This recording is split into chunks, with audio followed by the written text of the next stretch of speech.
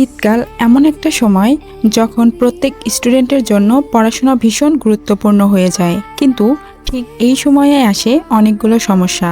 যেমন পড়াশোনা করতে ইচ্ছা করে না, প্রতিদিন সকালে উঠবো বলে ভাবি কিন্তু কখনোই ঠিকমতো সকালে উঠতে পারি না, সারাদিন ঘুম আর আলসেমিতেই কেটে যায়। জানো, এই সময়ে সাধারণত দুই ধরনের স্টুডেন্ট থাকে। একদল যারা পুরো সময়টা আলসেমি আর ঘুমে নষ্ট করে দেয়, আরেক দল যারা উইন্টার স্টাডিকে এত সুন্দরভাবে ব্যবহার করে যে তারা নিজেদের জীবনে সবচেয়ে বড় কামব্যাক করে ফেলে। তাহলে প্রশ্ন হলো, শীতকালে তোমার স্টাডি রুটিনে কি কি চেঞ্জ আনবে আর কোন বিষয়গুলোতে ফোকাস করবে, এই সব কিছুই আজ আমি তোমাদের বলবো। তাই আজকের এই ভিডিওটা তোমাদের সবার জন্য সবচেয়ে ইম্পর্টেন্ট। কেন জানো? কারণ তোমাদের পরীক্ষার সময় এখন খুব কাছেই, আর ঠিক এই সময়টাই হলো উইন্টার টাইম। এখন শীতকালে তোমরা অনেক সমস্যা ফেস করছো। সবচেয়ে বড় সমস্যা সকালে উঠতে না পারা। পরীক্ষা কাছে পড়তে হবে, অ্যালার্ম দাও, কিন্তু অ্যালার্ম বাজলেও ঘুম ভাঙে না। কারণ শীতে আলসেমি খুব বড় সমস্যা। এর সমাধান কি সেটাও বলবো। প্রথম সমস্যা হচ্ছে আলসেমি। গরমকালে এত আলসেমি আসে না, কিন্তু শীতে পুরো দিনটাই আলসেমিতে কেটে যায়। কিছুই করতে ইচ্ছে করে না, বারবার ডিস্ট্র্যাক্ট হয়ে পড়ো। আরেকটা বড় সমস্যা হলো ডিস্ট্র্যাকশন। গরমকালেও থাকে, কিন্তু শীতে এটা আরও বেড়ে যায়। শেষ সমস্যা প্রোডাক্টিভ না থাকা। কখন পুরো দিন চলে যায় টেরই পাও না, তাই না? এই চারটা সমস্যার সমাধান আছে 5টা স্টেপে। আজ আমি তোমাদের এমন 5টা স্টেপ বলবো যার সাহায্যে তোমাদের পুরো উইন্টার স্টাডি শিডিউল একদম ঠিক হয়ে যাবে। এখন খুব মন দিয়ে শোনো। Number 1, winter test. প্রথমে তোমাকে একটা মাইন্ডসেট বানাতে হবে, মেনে নিতে হবে শীত এসেছে। উইন্টার তোমার একটা টেস্ট নিচ্ছে। এই টেস্টটা হলো, তুমি কি শীতের মধ্যেও নিজের গোলের উপর ফোকাস থাকতে পারবে? আমি যখন তোমাদের বয়সে ছিলাম, জানো কি ভাবতাম? আমার কাছে উইন্টার ছিল সবচেয়ে ইম্পর্টেন্ট সময়। কেন? কারণ আমি জানতাম আমার যত কম্পিটিশন আছে ওরা সবাই এই সময়ে আলসেমি করবে, সকালে উঠবে না, 12 ঘন্টা কাজ করবে না, পরিশ্রমও করবে না। তোমাকেও এইভাবে ভাবতে হবে।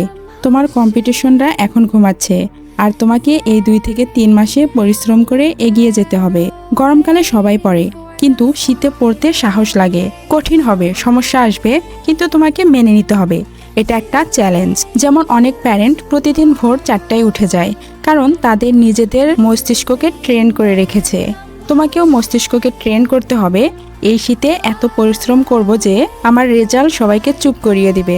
নাম্বার 2, ঘুমের সমস্যা। শীতে বেশি ঘুম আসে কেন জানো? কারণ ঠান্ডায় শরীরের ব্লাড ফ্লো স্লো হয়ে যায়, এর জন্য ঘুম বেশি আসে। সলিউশন 2টা। প্রথম, বেড এলিমিনেট করো। শীতে অনেকেই কম্বলের ভিতরে বিছানায় পড়ে, ফলে মস্তিষ্ক পুরো স্লিপ মুডে চলে যায়। সলিউশন, বেড বাদ দাও এবং চ্যালেঞ্জ নাও। দ্বিতীয়ত, ডেইলি অন্তত 30 মিনিট রোদে যাও। সূর্যের আলো শরীরে পড়লে ঘুম কমে। আরেকটা টিপস, রাতে পড়ার সময় রুমের লাইটিং বাড়িয়ে দাও। লো লাইটে ঘুম বেশি আসে। নাম্বার 3, পড়তে ইচ্ছে করে না। এটা সবারই হয়। সলিউশন 3টা পয়েন্টে। 1, সেন্স ব্যবহার করো। পড়াশোনাকে ইন্টারেস্টিং বানাও। হাত চালাও, রাব খাতায় লিখতে থাকো। হাত নাড়লে ব্লাড ফ্লো বাড়ে, ঘুম কমে। ঘুম এলে উঠে দাঁড়াও, হাঁটতে হাঁটতে পড়ো। 2, 90 মিনিট স্টাডি রুল। প্রতিদিন একটানা 1.5 ঘন্টা পড়াশোনা করো। ভিডিও, প্রশ্ন যাই করো একটানা, কারণ পরীক্ষাও 2 থেকে 3 ঘন্টার হয়। 3, বাইনোরাল বিট। যখন ফোকাস আসে না, ইউটিউবে বাইনোরাল বিট সার্চ করো। 5 থেকে 15 মিনিট শুনলেই ফোকাস বেড়ে যায়। নাম্বার 4, পানি কম খাওয়া। শীতে পানি পিপাসা লাগে না, তাই পানি কম খাও। কিন্তু পানি কম মানে ব্লাড ফ্লো আরও স্লো, আরও আলসেমি, আরও ঘুম। সলিউশন, রুমে সবসময় পানির বোতল রাখো। উঠতে আলসেমি হবে, কিন্তু পানি খাবে। ছোট হ্যাকস কিন্তু ভীষণ কাজের। Number 5, mobile distraction. শীতের আলসেমিকে কাজে লাগাও। মোবাইলটা বেড আর টেবিল থেকে অনেক দূরে রাখো। ভাববে এত দূরে কে যাবে? আরেকটা কাজ করো, মোবাইলের পাসওয়ার্ড বড় আর কঠিন করো। আনলক করতে আলসেমি হবে, বারবার ধরবে না। এই হলো 5টা সিম্পল স্টেপ। শীতে পরিশ্রম করতে হবে, আর যখনই ডিমোটিভেট লাগবে নিজেকে বলবে I am better than 90% of student. কারণ সত্যি বলছি, এই 2 থেকে 3 মাসে 90% স্টুডেন্ট টাইম ওয়েস্ট করবে। তুমি আগে যতই কম পড়ে থাকো, এটাই তোমার বেস্ট কামব্যাক টাইম।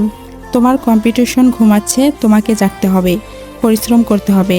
এই 5টা স্টেপ মনে রেখো, আর এই শীতে মন দিয়ে পড়াশোনা করো।